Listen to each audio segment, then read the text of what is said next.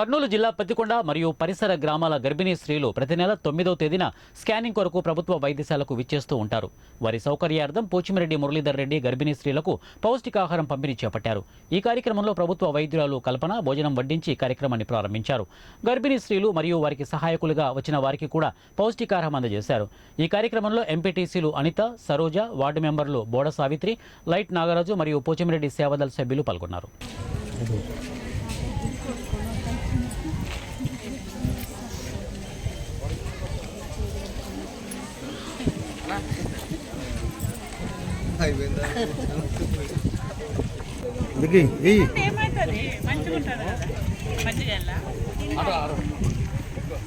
ఎందుకంటే చెప్పాలి కదా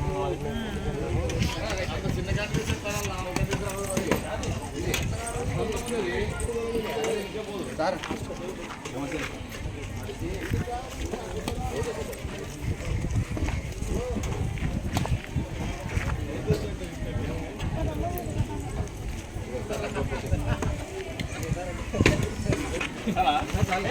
చాలే